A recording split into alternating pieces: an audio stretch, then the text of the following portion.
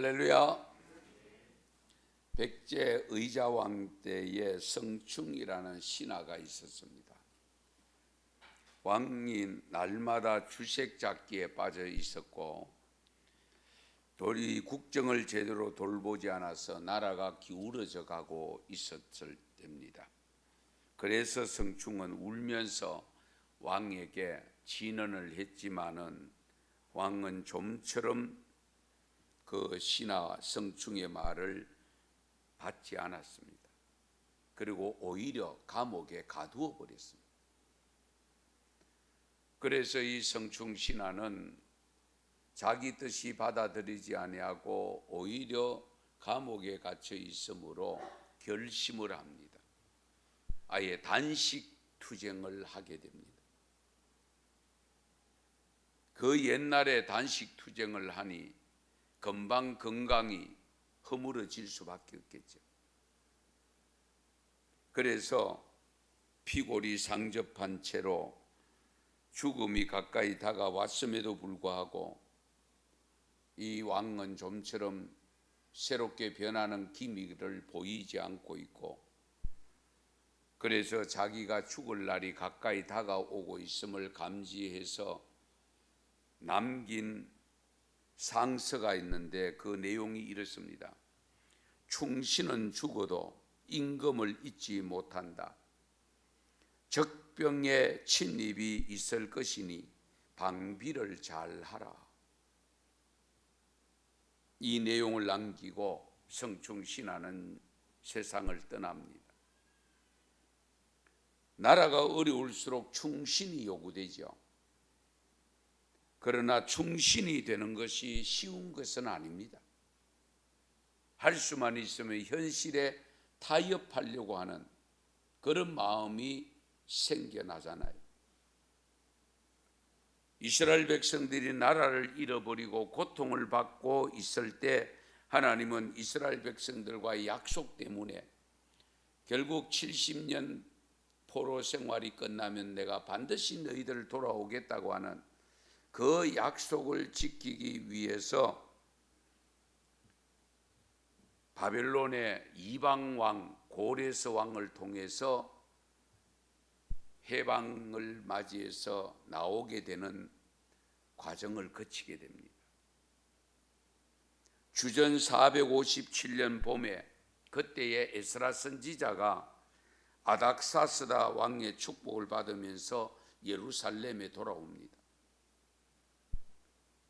그리고 당장 문제가 되었던 이방족 속과의 결혼을 하지 말라고 하나님께서 가나안 땅에 들여보내면서 모세를 통해서 주신 말씀이 허물어지고 있는 것을 이 에스라 선지자가 보고는 그런 부분을 아주 다집니다.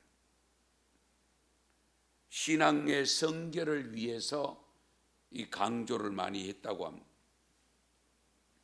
그래서 에스라가 와서 성벽을 재건하려고 추진하는데 이것을 못마땅하게 여긴 사람들이, 왕의 신복들이 아닥사스다 왕을 찾아가서 조서를 올려서 성벽을 건축하지 못하도록 막습니다.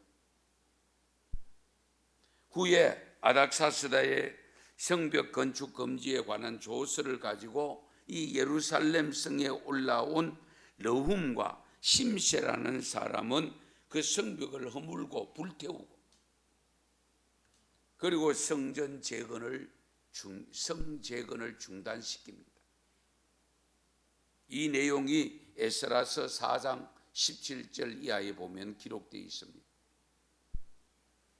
그리고 오늘 본문 있는 그 느헤미야 1장에 보면 느헤미야가 하나니라고 하는 선지자, 하나니라고 하는 신하의 편으로 예루살렘 성벽이 다 무너졌다는, 불탔다는 소식을 듣게 됩니다.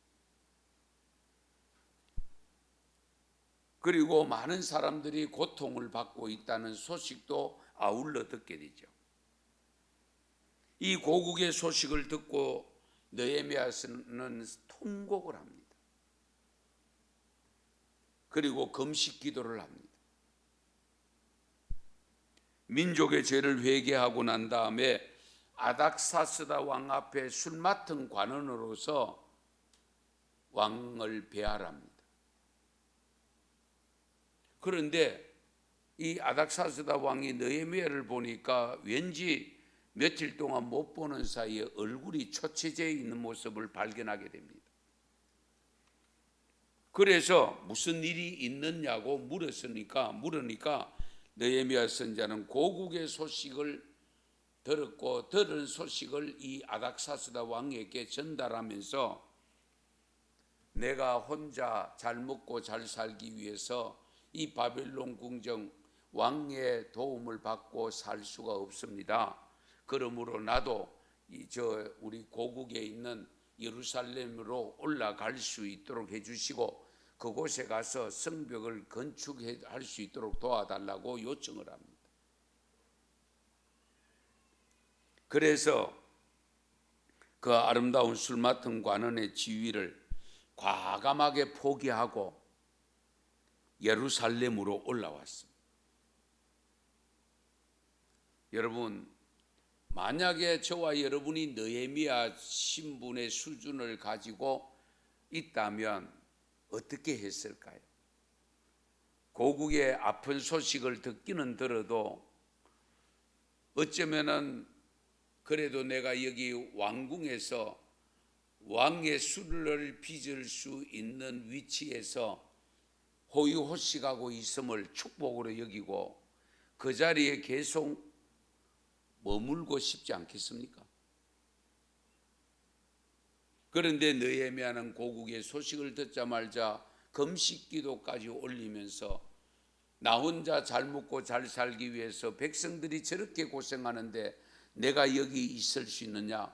그러면서 왕을 배하라고 그 왕을 통해서 자기가 고국에 올라갈 수 있도록 고생을 사서하는 이 아름다운 모습.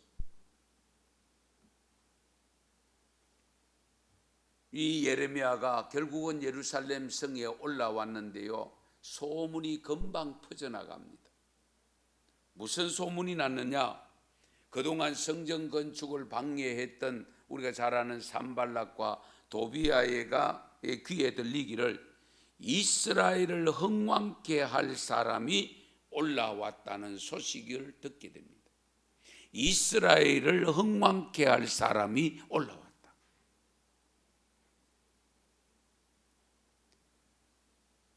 그러니까 자연적으로 이 산발락과 도비아는 어떻게 돼요? 걱정이 태산이죠.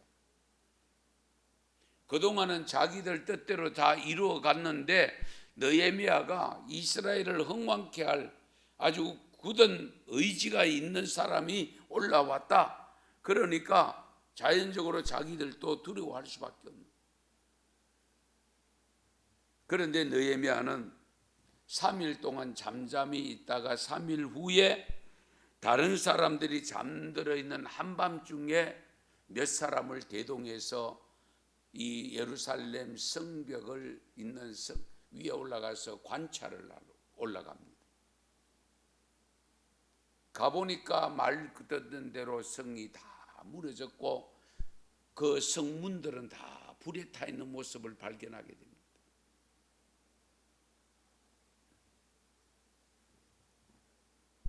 그래서 느헤미야는 순찰을 했다는 소문을 내지 않습니다. 오늘 말씀에 보면 그게 여러 가까이 있는 척건들, 그 지도자들 되는 그런 사람들을 전혀 알아채지 못하게 했다라고 기록합니다. 그렇게 있는 사이에 성벽을 다시 쌓을 것을 느헤미야가 하나님과 교통한 후에 명령을 내리는 내용이 오늘 본문 17절입니다. 17절 같이 읽으실까요? 후에 그들에게 이르기를 우리가 당한 공경은 너희도 보고 있는 바라. 예루살렘이 황폐하고 성문이 불탔으니 자 예루살렘 성을 건축하여 다시 수치를 당하지 말자 하고. 아멘. 예루살렘이 황폐하고 성문이 불탔다. 이제 이 예루살렘 성을 건축해서 다시는 이런 수치를 당하지 말자. 그런데 우리 성경을 전체를 읽으면 이 성벽을 쌓기 시작한 후에 52일 만에 완성을 합니다. 대단하죠. 그게 6장 15절에 기록되어 있습니다. 다른 사람들이 하지 못했던 이 일을 느헤미야가 올라와서 52일 만에 처참하게 무너진 성벽, 불타버린 성문을 재건하는데 이바지하게 됩니다. 소문 듣던 대로 정말로 이스라엘을 흥왕케 할 사람이 올라왔다고 하는 그것을 증명하는 기회가 됩니다.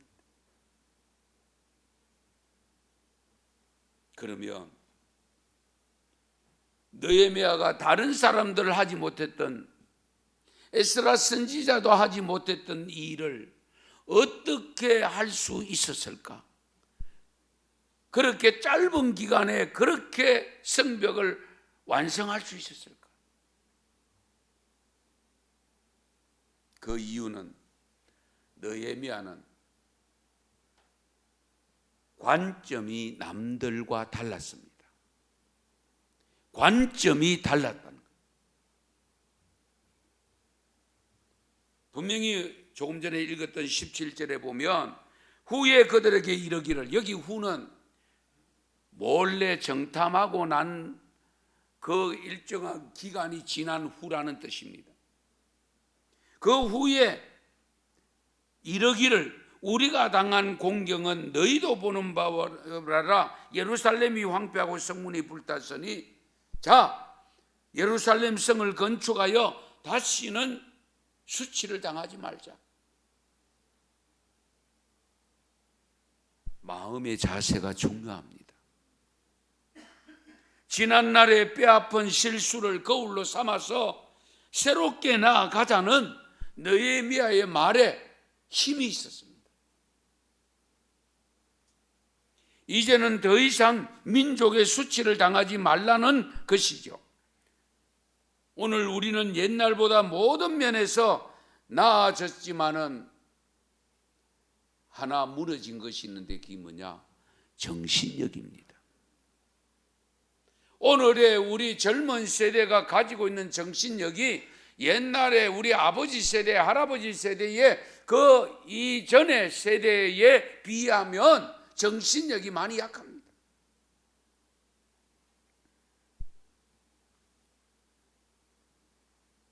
시작이 반이라는 말이 있습니다. 왜 이 말이 생겼을까요? 시작 전에 두려워하고, 시작 전에 걱정을 하고, 아직 가보지도 안 하고 일에 주저앉아 있는 모습을 볼 때에 어떻게든 저 일을 하게 만들기 위해서 시작이 반이야. 빨리 시작해. 시작하면 이미 반을 성공한 거야. 그러니 성공할 수 있어. 그 말이잖아요. 시작도 안 해보고 시도도 안 해보고 안 됩니다. 못합니다. 그런 사람은 절대로 일을 할 수가 없습니다. 실패는 성공의 어머니다. 왜 이 말이 생겼을까? 실패할 걱정을 하고 일을 추진하지 않는 거예요. 그러나 한 번의 실패는 성공의 지름길이다. 왜? 그것을 경험 삼아 그것의 교훈을 받아 더 좋은 방법으로, 더 좋은 모습으로 나아갈 수 있는 중요한 것을 얻을 수 있는 기회가 되기 때문에, 그래서 실패는 성공의 어머니라고 표현한 겁니다. 또 이런 말이 있습니다. 돌다리도 어떻게 하라고 했죠? 두들겨 보고 가라. 물론 신중이 필요합니다. 신중해야 됩니다. 서둘러서는 안 됩니다. 그러나 우리가 요즘은요, 돌다리가 없어도 건널 수 있는 방법을 강구해내야 됩니다. 아시겠어요? 지금 시대가 어떤 시대인데,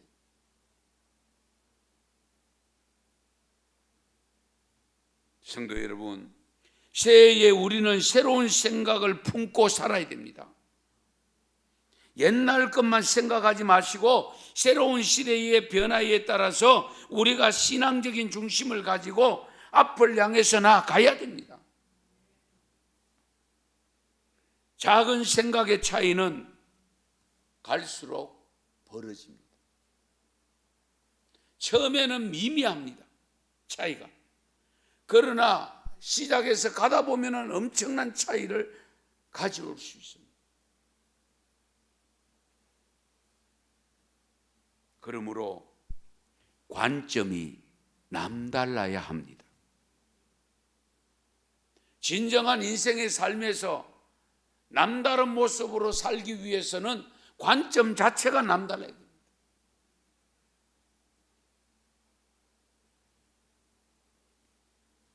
우리 성경에 보면 훌륭한 믿음의 사람들을 거명하는데요, 그런 사람들의 면면을 살펴보면 일반 사람들과는 분명히 관점이 달랐습니다. 그 대표적으로 보여주는 사람이 여호수아와 갈렙 아닙니까? 모세가 12지파를 대표를 뽑아서 자기가 장차 들어갈 가나안 땅을 탐지하고 40일 동안 탐지해서 와서 보고할 때에 본 것은 똑같았습니다. 느끼는 것도 똑같았습니다. 그러나 그것을 두고 판단을 내리는 데는 관점이 달랐습니다. 10명은 안 된다고 했습니다. 우리는 그들에게 비하면, 그 원주민들에게 비하면 우리말로 하면 고목나무의 매미야. 우리는 당할 재간이 없어. 성벽도 너무 튼튼해. 그런데 여호수아와 갈렙이 뭐라고 합니까? 말은 맞다. 그러나 하나님이 우리와 함께 하시면 할 수 있다. 할렐루야. 이 관점이 다른 겁니다. 신앙관이 다른 겁니다.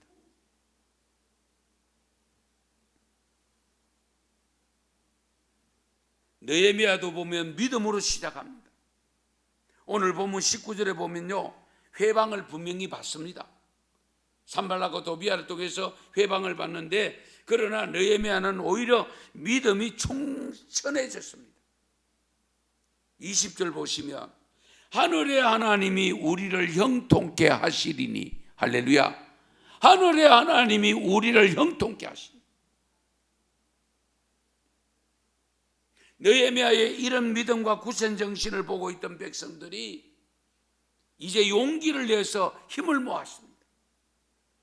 그 내용이 18절 하반절에 보면 그들의 말이 일어나 건축하자 하고 모두 힘을 내어 이 선한 일을 하려 하며. 잘 보세요. 말씀 잘 보셔야 됩니다.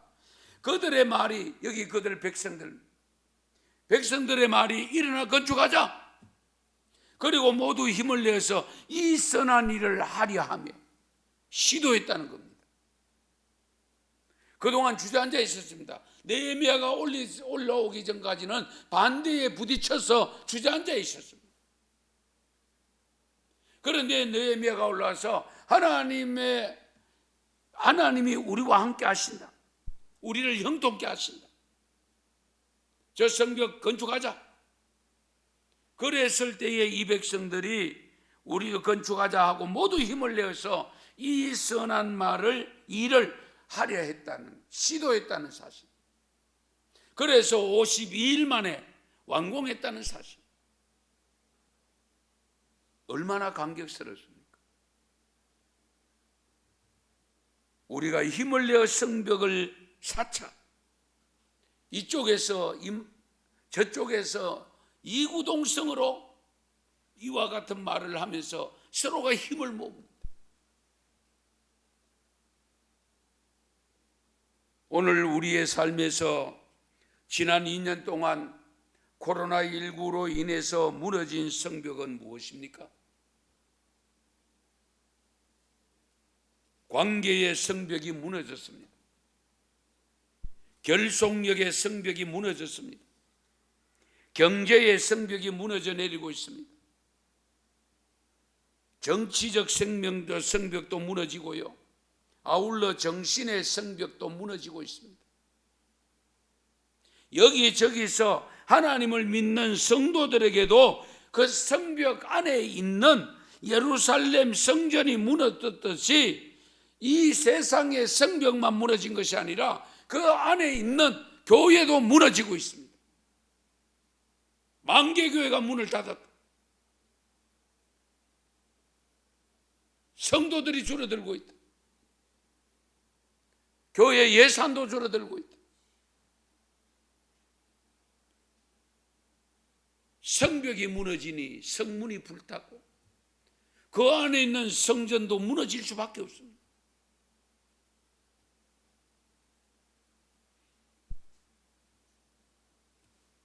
이런 현실 앞에 아직도 수축의 기미를 보이지 아니하고 수축할 힘을 제공하는 사람도 보이지 않고 느헤미야와 같은 선지자도 보이지 않는 이런 현실 앞에 느헤미야 선지자와 같은 믿음의 관점에서 현재의 상황을 바라보면서 하나님의 뜻을 헤아릴 줄 아는 영적 지도자가 세워지기를 기도하시기 바랍니다.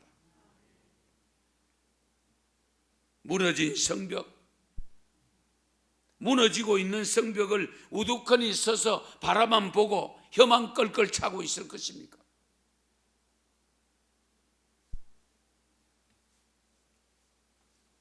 아니면 이제 우리도 이 무너진 성벽을 구축하기 위하여 온 국민들이 힘을 모으고 성도들이 힘을 모아서 쌓아야 되지 않겠습니까? 회복해야 되지 않겠습니까? 특히 이럴 때에 우리 성도들이 보다 적극적으로 나서야 됩니다. 교회 지도자는 무너진 성을 건축하여 다시 수치를 당하지 말자고 외쳐야 되고, 하늘의 하나님이 우리를 형통케 하신다라는 믿음을 외쳐야 되겠죠. 용기를 불어넣어야 되겠죠.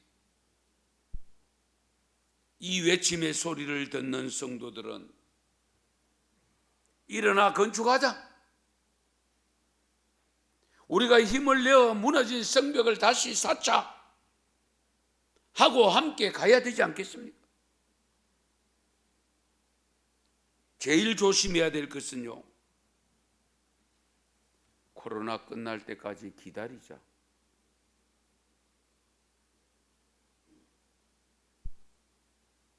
그렇게 무모하게 하다가 오히려 하나님께 영광 가리고 전도의 문 다 막는다,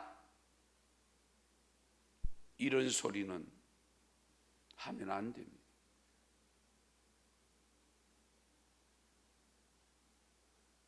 이것은 일반적인 사람들이 갖는 관점입니다. 느헤미야 같은 나라를 생각하고 한국 교회를 생각하고 하나님 나라를 생각하는 지도자가 많이 나타나도록 해야 되고, 성도들도 거기에 함께 갈 수 있어야 됩니다.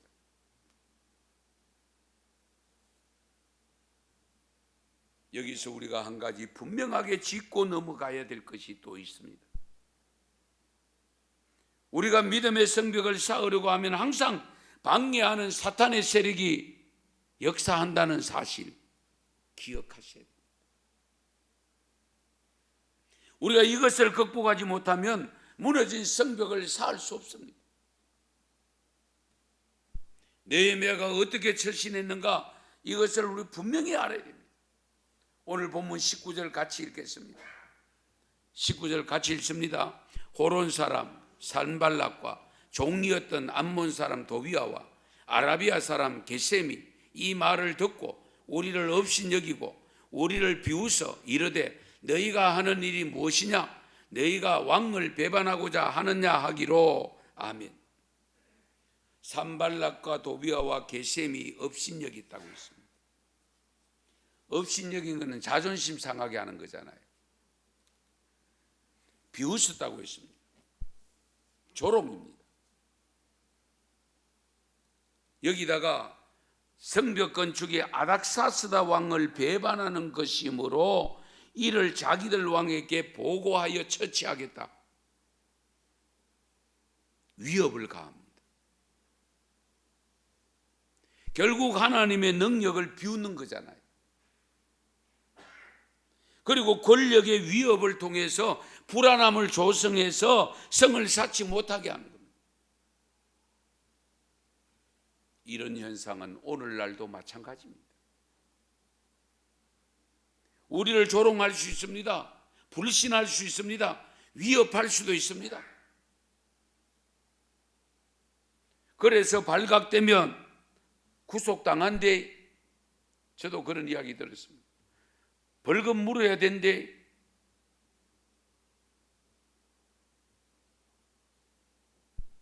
교회가 욕먹고 결국 전도의 문을 막고 그런 결과를 가져올 수 있대. 말은 다 맞습니다. 그러나 그것 때문에 무너진 성벽을 보고도 사치 아니하고 무너진 성전의 벽을 보고도, 문을 보고도 사치 않는다면 하나님이 기뻐하실까요?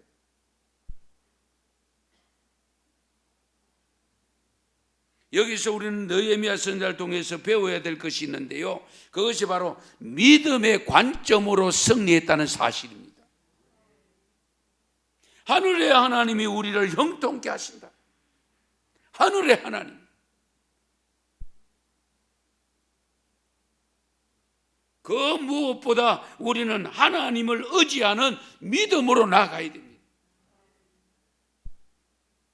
그래서 16절에 보면 느헤미야 선지자는 성벽을 건축해야 함을 알고도 곧바로 제사장들과 귀족들과 방백들과 일하는 자들에게 알리지 않았다고 했습니다. 하나님과의 충분한 시간을 가진 후에 하나님의 뜻을 전달합니다.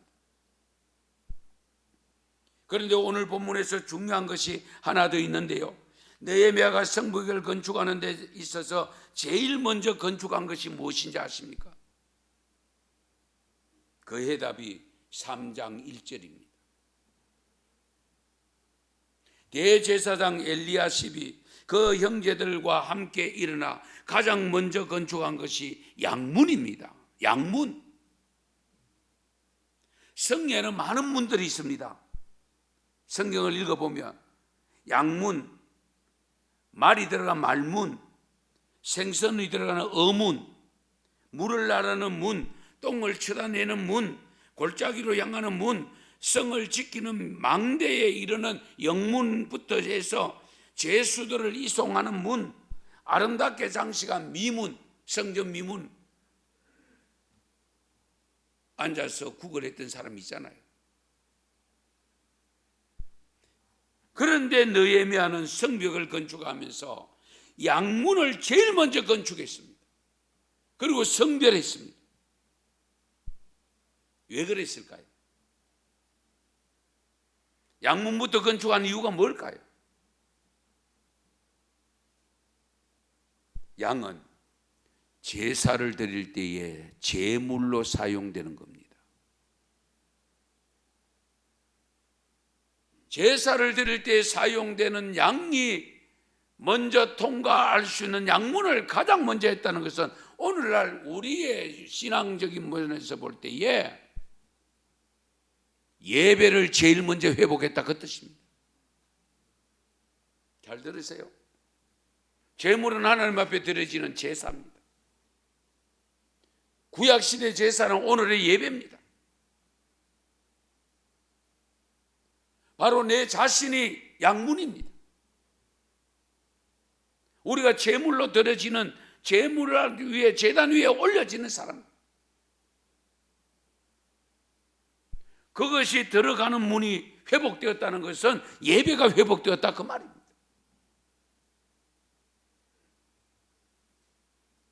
우리가 이 점을 명심하셔야 돼요. 다른 성벽이 무너지니까 그 안에 있는 성전, 예루살렘 성전이 무너진 모습들이 오늘날 우리 한국 교회에 만연되어 있지 않습니까? 예배가 무너졌습니다. 기도가 무너졌습니다. 봉사가 무너졌습니다. 전도와 선교의 문이 무너졌습니다. 다 무너졌잖아요.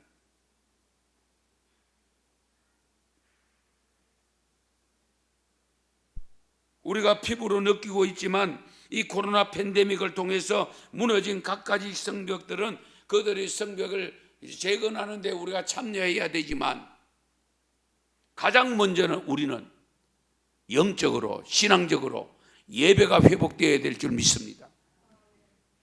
그 예배가 회복되는데요, 오늘 본문에 보면 제사장들이 그 양문을 수축하는데 동원되었다는 사실입니다. 대제사장 엘리야십과 그 형제 제사장들이라고 표현합니다. 제사장들은 제사만 집례하도록 되어 있습니다. 노역하는데 동원된 적이 없습니다. 그런데 성벽을 재건하면서 양문을 건축하는 데는 제사장들이 앞장섰다는 사실입니다. 이것을 보면서 저는 목사로서 예배의 집례자로서 한층 더 부담을 느낍니다. 목사가 앞장서야 됩니다.